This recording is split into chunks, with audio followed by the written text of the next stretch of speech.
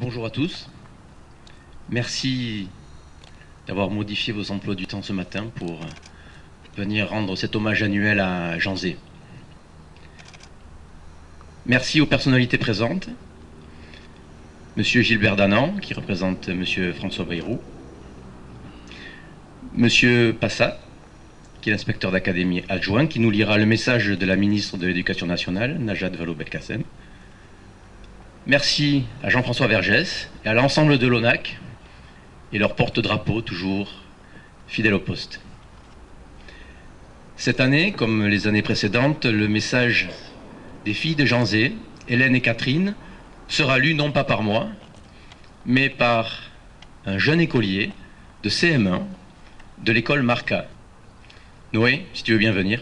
Nous sommes cette année encore dans l'impossibilité d'assister à la cérémonie que vous organisez en hommage à notre père, en cette date d'anniversaire de son assassinat, car une cérémonie identique se déroule ce jour même à Paris, dans la crypte de la Sorbonne, devant la plaque rappelant que son corps a séjourné dans la nuit du 14 au 15 mai 1948, aux côtés des lycéens, enseignants, universitaires fusillés ou déportés pendant l'occupation. Nous tenons toutefois, par ce message qui sera lu par un des jeunes qui ont été au cœur de son engagement, vous remercier infiniment, Monsieur le maire, cher Nicolas Gallet, pour cet hommage que vous organisez chaque année. En cette année où la République a voulu, à travers les personnalités qu'elle a choisi de faire entrer au Panthéon, réaffirmer avec force les valeurs qui l'ont fondée et la fondent encore, nous vous proposons d'entendre quelques lignes que Jean Zay a écrites dans sa prison, le 2 juin 1943, alors que, à travers son expérience passée, il réfléchit à l'avenir, à ce qu'il faudra faire quand le pays sera libéré, pour reconstruire une république plus forte, plus juste. Extrait de Souvenirs et solitude, ouvrage écrit en prison. Au moment même où, quoi qu'on en ait dit, nous nous montrions volontairement si peu jacobins, de l'autre côté de nos frontières menacées, la politique envahissait au contraire l'enseignement, et quelle politique? La culture passait après le parti, le credo politique chassait le libre raisonnement, traquait l'indépendance d'esprit, le fanatisme remplaçait l'examen. L'enseignement humaniste ne saurait se proposer de former des fanatiques et des soldats, mais non plus se contenter de préparer, pour la défense indispensable des droits de l'esprit, des clercs désarmés. N'eût-il pas fallu opposer au cerveau en uniforme une moins sereine objectivité, un jacobinisme plus militant et ne pas craindre, sous couleur de libéralisme, d'animer la jeunesse à l'action générale, et plus particulièrement à la lutte française pour nos libertés. La France de demain ne saurait penser à introduire le catéchisme politique, le militantisme politique, comme Vichy n'a pas craint de le faire, à l'imitation impie de Berlin et de Rome, mais elle devra chercher l'équilibre nécessaire entre la générosité de sa tradition culturelle et les nécessités vitales du monde moderne. Elle devra cimenter solidement un corps de doctrine française, doctrine de la liberté et de la souveraineté populaire, des devoirs librement consentis et d'autant plus fidèlement remplis. Les enseigner, les imposer, enrôler à leur service, boucher les fissures par où passaient les abandons et les trahisons, ne plus souffrir qu'on transige avec l'héritage de la vie, exiger qu'on le défende comme le corps et l'âme de la patrie. Je vous remercie. Merci Noé et bravo pour ce beau texte que tu as lu, qui est un texte difficile, mais tellement chargé de sens. Avant de commencer, j'ai oublié, j'excuse Madame Martine Lénière-Cassou, députée, qui a eu un empêchement de dernière minute. En 2013, nous avions inauguré cette belle plaque après un an de travail.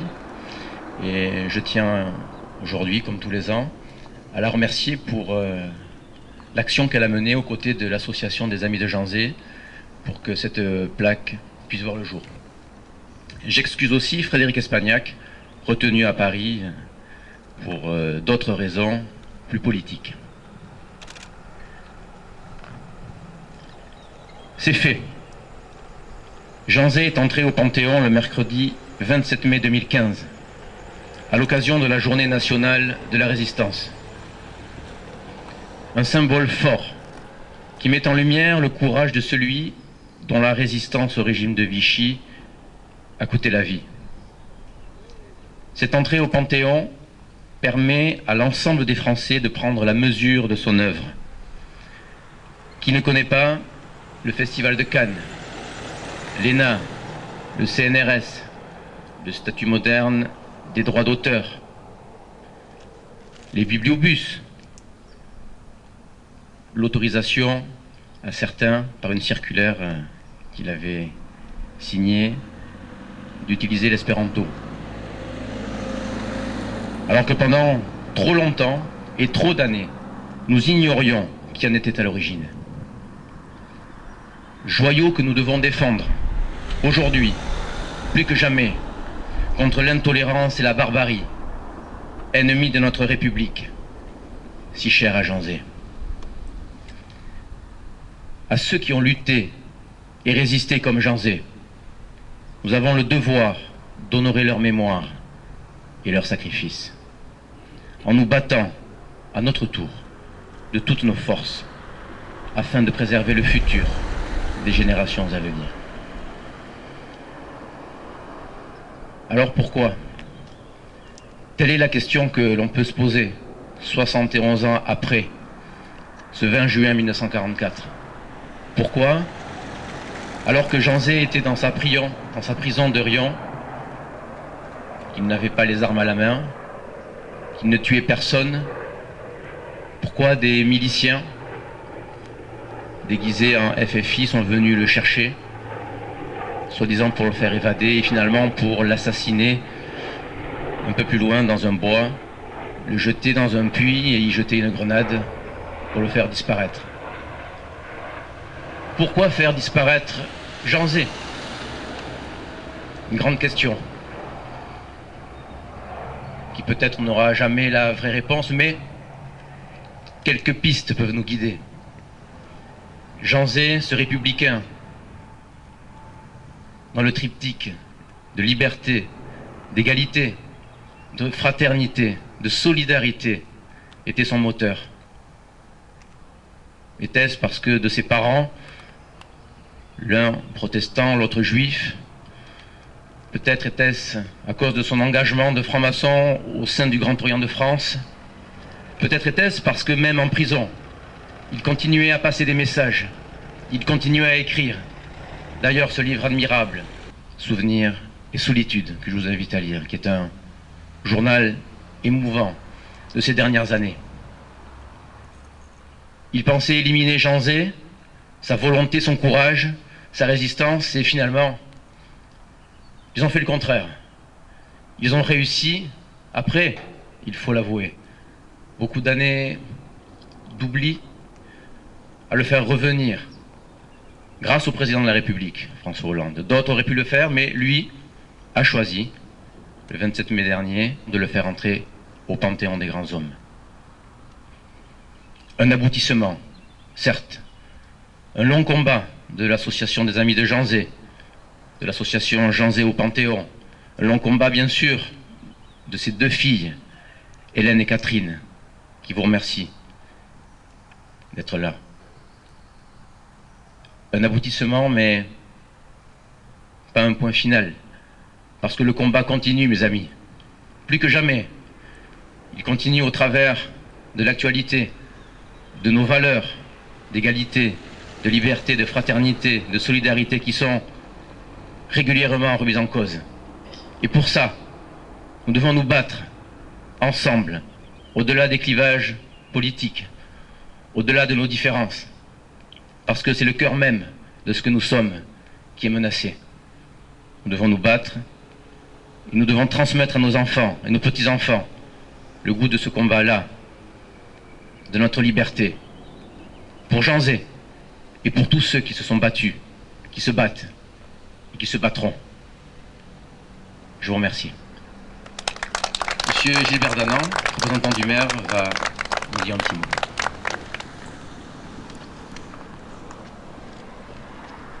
Je vais être très bref après de tels propos. Jean Zay vient de rentrer au Panthéon. C'est une gloire de la France. C'est une gloire de la République. Jean Zay, ministre de l'Éducation nationale. Jean Zay, résistant Jean Zay créateur, Jean Zay humaniste, Jean Zay radical. Jean Zay, au nom de François Bayrou, maire de Pau, au nom du conseil municipal que je représente avec Pascal Giraud ici présent, Pau te rend hommage. Aujourd'hui, Jean Zay, gloire de la France, inscrit dans nos cœurs et dans nos pensées. Je vous remercie.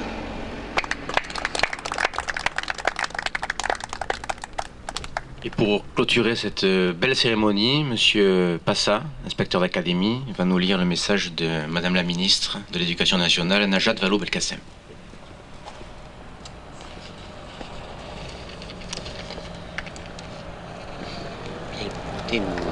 Mesdames, Messieurs, il me revient effectivement la légitime tâche de lire le message de notre ministre de l'Éducation nationale. Simplement, je voulais dire également que c'est un plaisir personnel d'être ici présent parmi vous, et l'ancien élève que j'étais du collège Jean Zay de Montluçon éprouve une grande émotion à être parmi vous aujourd'hui. Monsieur le conseiller municipal, mesdames et messieurs les élus, mesdames et messieurs les membres de l'association des amis de Jean Zay, mesdames, messieurs en vos grades et qualités. Il y a 71 ans, jour pour jour, Jean Zay perdait la vie sous les balles de la milice. Fusillé dans la faille du Puy du Diable, à Molles, dans l'Allier. Dans les sillons d'une carrière abandonnée, et il aura fallu plus de 2 ans pour que son corps soit retrouvé et identifié, exhumé des éboulis provoqués à dessein à l'aide de quelques grenades. Il y a 20 jours, Jean Zay entrait au Panthéon, vous le disiez tout à l'heure, Monsieur le Président. Son nom résonne aujourd'hui à Pau, comme un brillant prolongement de l'hommage national au cœur des territoires de la République, comme une conjuration à l'oubli, toujours redoutée. Ne pouvant être présente à vos côtés aujourd'hui comme je l'aurais souhaité, je tenais à ce que ces quelques mots viennent à vous, pour vous dire combien je salue votre initiative et ma fierté d'être associé, en tant que ministre de l'Éducation nationale, de l'enseignement supérieur et de la recherche, à cette commémoration. Il y a beaucoup de sens à ce que Jean Zay soit honoré aujourd'hui encore à Pau, à ce que perdure son écho, parce qu'il est un homme rare. Il a accompli très jeune ce que d'autres mettent une vie à construire. Son parcours est fulgurant. Le jeune homme engagé politiquement durant ses études secondaires accède rapidement à d'éminentes responsabilités, en devenant député à l'âge de 27 ans. 5 ans plus tard, advient alors la métamorphose du jeune parlementaire, en ministre de la République, responsable d'un très large portefeuille, embrassant à la fois l'éducation nationale, la recherche, les beaux-arts, mais également, ne l'oublions pas, le sport et les loisirs. Jean Zay est un précurseur, indéniablement. Il a fait bouger les lignes en faisant ce que aucun autre n'avait fait avant lui, et à un âge où personne ne l'avait encore fait. Nul doute que Jean Zay peut compter comme le 2e grand fondateur de l'école républicaine, telle qu'on la connaît aujourd'hui, après Jules Ferry. Lui qui ne prétendait pas être un expert, était un homme animé avant tout par des convictions affirmées et une vision politique pénétrante. Il avait en cela toutes les qualités pour être ce leader charismatique, porteur d'un esprit réformateur et capable de convaincre autour de lui de la nécessité de faire évoluer l'école de la République. À l'évocation de son nom, Jean Zay reste aujourd'hui, pour la plupart d'entre nous, le jeune ministre brillant, foudroyé en pleine ascension. Il est bien sûr ce symbole lumineux du Front populaire, conscient très tôt des dangers liés à la montée du fascisme et de l'antisémitisme, dont il fera personnellement les frais. D'abord victime d'une campagne de haine et de dénigrement, avant de le payer de sa vie dans des conditions tragiques en 1944. Ce que l'on connaît moins, c'est le rôle majeur qu'a joué Jean Zay en faveur de la démocratisation de l'école. Il avait compris, avant beaucoup d'autres, que la France ne pouvait se satisfaire d'un système scolaire à 2 vitesses, corrélé à la classe sociale des parents, avec un lycée réservé à une seule élite. Il a préfiguré la distinction entre les premiers et second degrés. Il a commencé à allonger la durée de la scolarité obligatoire en la portant à 14 ans, le 9 août 1936 très précisément, comprenant que c'était là une des modalités de l'émancipation des jeunes élèves. Si Jean Zay a su être un ambitieux réformateur, avec le succès qu'on lui connaît, c'est qu'il a su imposer sa méthode pour assurer une transformation graduelle mais rapide de la société. C'est par une politique minutieuse et volontaire de décrets, d'arrêtés et de circulaires que Jean Zay a contribué à bâtir, pas à pas, un système scolaire plus égalitaire. En commémorant sa mémoire aujourd'hui, vous rendrez hommage à celui qui aura œuvré toute sa vie pour l'émancipation par l'éducation, pour une école publique laïque, capable non seulement de transmettre des savoirs, mais aussi de former des citoyens. Cet engagement, cette conviction, par les temps que nous traversons, sont assez essentiels pour que nous les rappelions et les fassions vivre collectivement. Je suis particulièrement sensible au fait que les réformes initiées par Jean Zay sur l'obligation scolaire, la logique de tronc commun des enseignements portant en germe le collège unique et le socle commun, les débuts de la médecine préventive ou le premier réseau de centres d'orientation marquent encore dans leur esprit les réflexions engagées par l'éducation nationale aujourd'hui. Précurseur, Jean Zay l'a été, résolument. Il n'a pas hésité à promouvoir les expérimentations, là aussi pour convaincre, pour tester des pédagogies nouvelles, pour avancer. Cette impertinence lucide, cette audace salutaire témoignent de la fécondité de Jean Zay, conscient de l'urgence de son époque. Au-delà, il aura créé un événement aujourd'hui constitutif du patrimoine culturel français, le Festival de Cannes. Parce qu'il a à cœur de permettre à chaque enfant d'accéder à la culture, il crée le musée d'art moderne et celui des arts et des traditions populaires. En même temps qu'il développe les loisirs dirigés, parce qu'il est désireux, comme il le disait avec tant de poésie, d'ouvrir la maison de la jeunesse à la vie. En somme, Jean Zay était un homme de culture et un visionnaire rarement égalé. Mais nous aurions tort d'oublier l'homme dans sa part d'intimité, qui demeurait derrière la figure imposante du ministre réformateur, le grand voyageur féru de déplacements internationaux, le soldat courageux de la Seconde Guerre mondiale, ou le prisonnier stoïque jugé dans un procès inique. Jean Zay était aussi un homme, avec sa racine et sa famille, vers qui vont également mes pensées aujourd'hui. Cet homme-là que nous honorons aujourd'hui réunit toutes les formes de courage. Et le courage, précisément, c'est ce que reconnaît spontanément la jeunesse qui n'a pas perdu le nom d'admirer. Au nom de Madame la ministre de l'Éducation nationale, je vous remercie.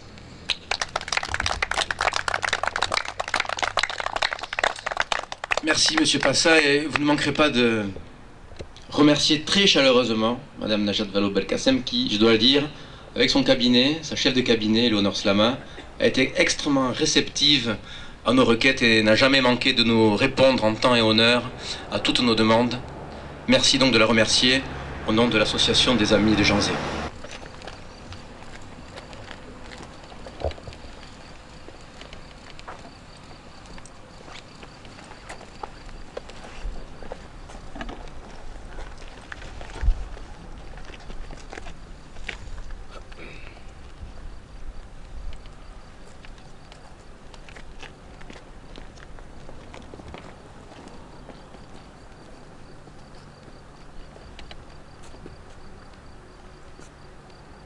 Aux morts.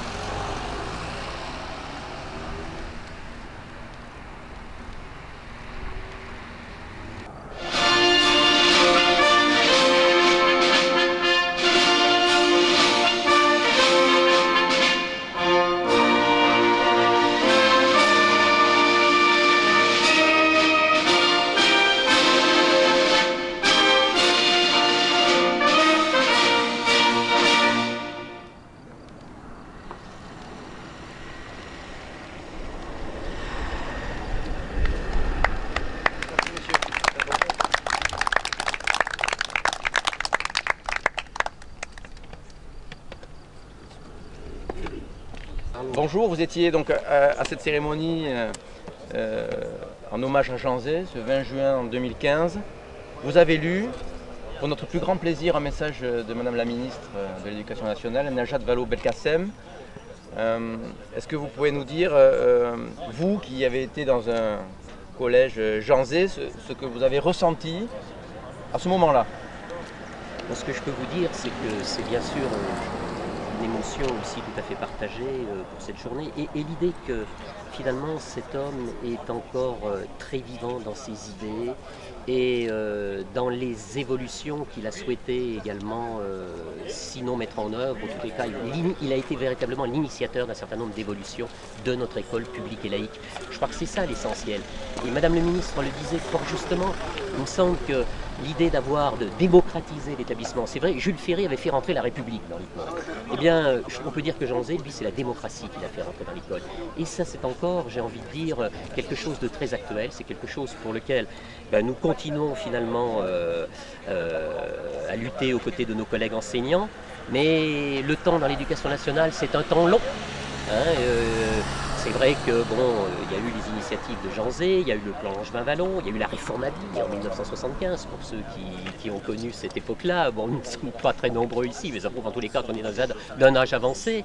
Bon, il y a eu ensuite des grands moments comme 89, la loi Jospin, et puis ensuite d'autres moments comme ça qui ont marqué, finalement, je ne vais pas refaire l'histoire, mais d'autres moments qui ont marqué notre école. Et si on repense à l'œuvre de Jean Zay, eh bien finalement l'œuvre de Jean Zay, ça n'a pas été une œuvre qui a été marquée dans des lois, c'était une œuvre qui a été marquée dans des idées. Je crois que s'il y avait quelque chose à retenir finalement, enfin en tous les cas pour ce qui me concerne, c'est bien ça, des idées qui sont encore neuves. Merci Monsieur Passer. Monsieur Gilbert Danan, vous représentiez François Bayrou, maire de Pau, ancien ministre de l'Éducation nationale. Alors vous, de votre point de vue, Jean Zay, qu'est-ce que vous ressentez par rapport à lui? Un grand laïc, un républicain, un radical, mais un créateur, je serais tenté de dire, bien sûr, il a créé le Festival de Cannes. Et en plus de ça, il nous a laissé un fil conducteur, le fil conducteur de cette laïcité dont on a tellement besoin aujourd'hui. Qui aujourd'hui est une initiation à cette façon de vivre ensemble. Par des temps troubles que nous vivons aujourd'hui, je pense que ce fil conducteur aujourd'hui a un sens. Et c'est un sens qu'il nous faut aujourd'hui saisir pour pouvoir continuer à vivre dans cette société qui est un peu trouble, comme je disais au préalable. Et voilà, c'est un conducteur, c'est un initiateur, c'est un indicateur de la laïcité d'aujourd'hui. C'est ce qu'il nous a laissé. Merci Monsieur Gilbert Danan, vous représentiez François Bayrou, vous le remercierez bien chaleureusement au nom de l'association des Amis de Jean Zay. Absolument. Et vous Monsieur Passat, remerciez évidemment bien chaleureusement Najat Vallaud-Belkacem, la ministre de l'Éducation nationale, qui nous a fait l'honneur de vous transmettre ce message que vous nous avez lu avec autant de brio. Merci. Merci beaucoup. Jean-François Vergès, merci d'être là pour cette cérémonie en hommage à Jean Zay, ce 20 juin 2015. Vous êtes président de l'Office national des anciens combattants, l'ONAC. Jean Zay, pour vous, ce résistant, qu'est-ce que ça représente?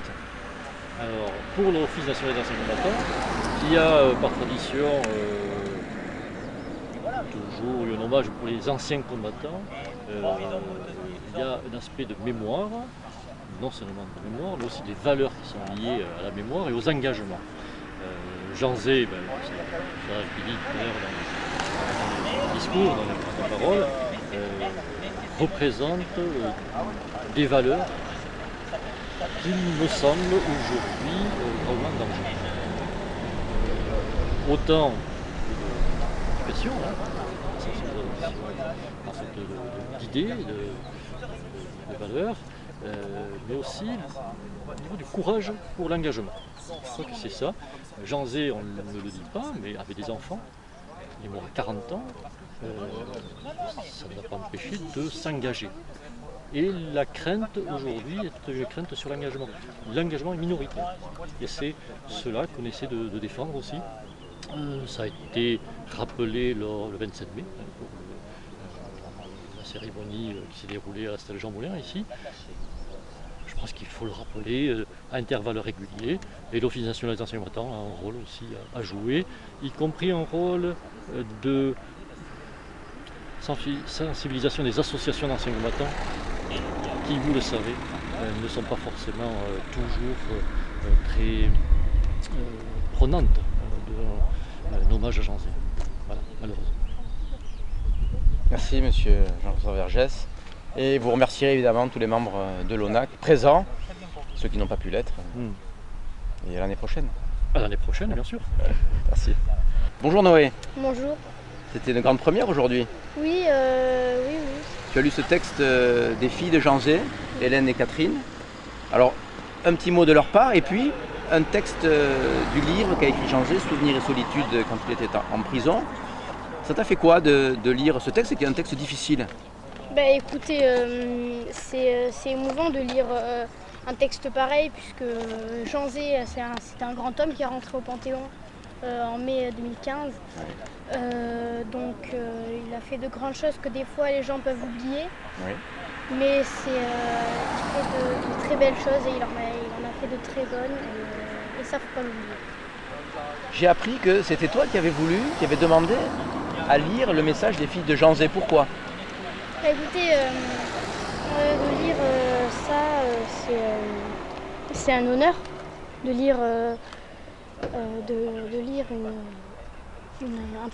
quelques paragraphes du livre de Janzé, de lire des paragraphes d'une personne, d'un grand homme qui a fait de très bonnes choses.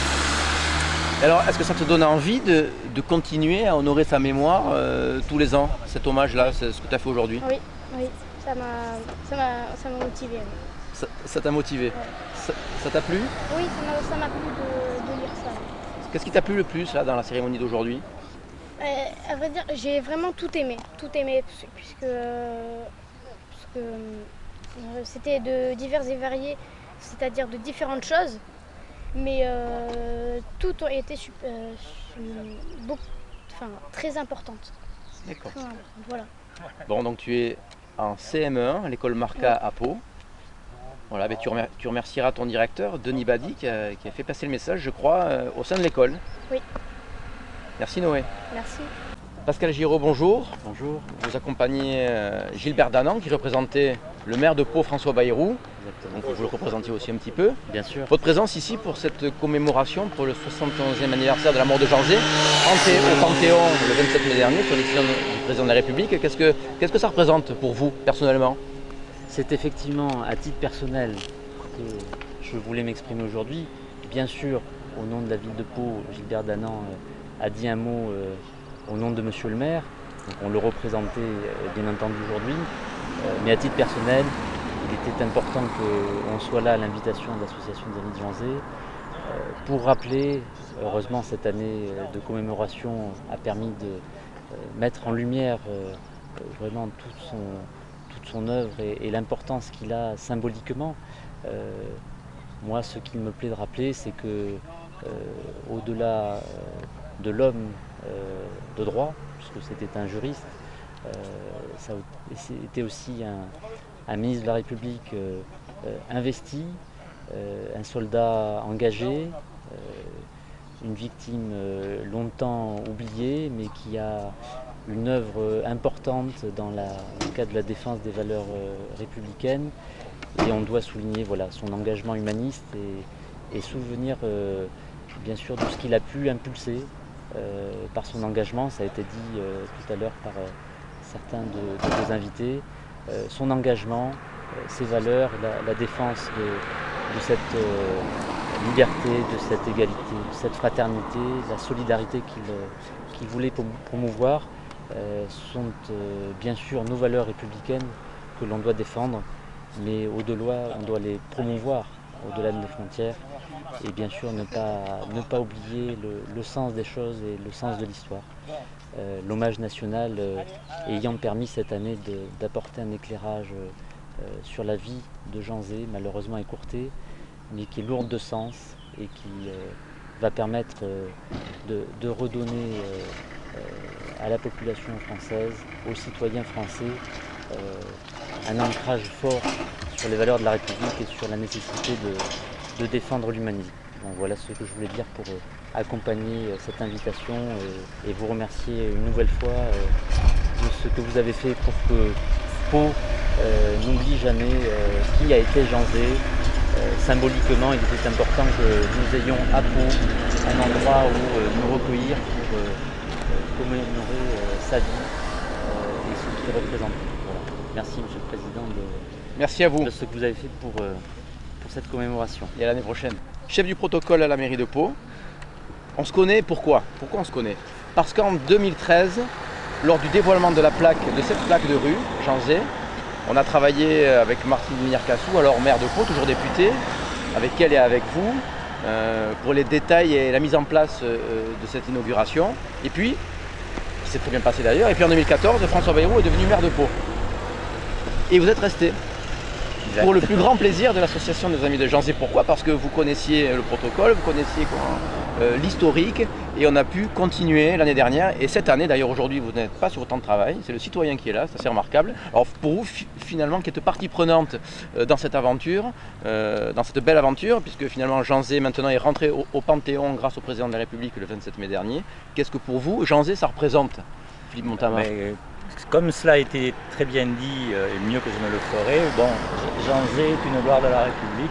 C'est un citoyen qui, comment dirais-je, a fait vivre les valeurs de la République auxquelles on est tous attachés, ceux qui étaient présents ici aujourd'hui, qui sont régulièrement contestés, même aujourd'hui. Et son combat est à continuer. Et donc je pense que symboliquement, il était effectivement important qu'il soit admis au Panthéon. Je sais que c'est votre combat, à vous et tous les amis de l'association. Et donc là, le fonctionnaire, des fois, dans les missions qu'il doit mener, qui lui sont confiées par son employeur, le maire de Pau en l'occurrence, rejoint le citoyen. On fait toujours les choses avec conscience, dans l'intérêt de la collectivité, mais là en plus le citoyen était tout à fait convaincu du combat, de la légitimité du combat que vous menez. Je ne suis pas engagé dans l'association, on est tenu à une certaine neutralité, mais on est quand même citoyen. Et donc ce sont des valeurs, celles que la résistance a portées, le Conseil national de la résistance avait posé les bases d'une société qui sont contestées aujourd'hui. Et donc le citoyen se doit d'être vigilant, d'où ma présence ici aujourd'hui. Merci voilà. Philippe Montamar. Avec plaisir. Merci beaucoup. Bonjour Hélène et Catherine, Nicolas Gallet, Association des Amis de Janzé, comme vous le savez, ici à Pau. Nous sommes le 20 juin 2015, nous avons rendu l'hommage à votre père, qui est entré au Panthéon le 27 mai dernier. Donc c'était une cérémonie émouvante, un grand honneur. J'espère que peut-être l'année prochaine, vous serez parmi nous pour l'hommage qui aura lieu à Pau. En tout cas, on vous remercie parce que votre mot a été lu par un écolier de l'école Marca en CM1, Noé. Et il était très émouvant et a été très apprécié. Mais écoutez, Pau vous remercie et à très vite.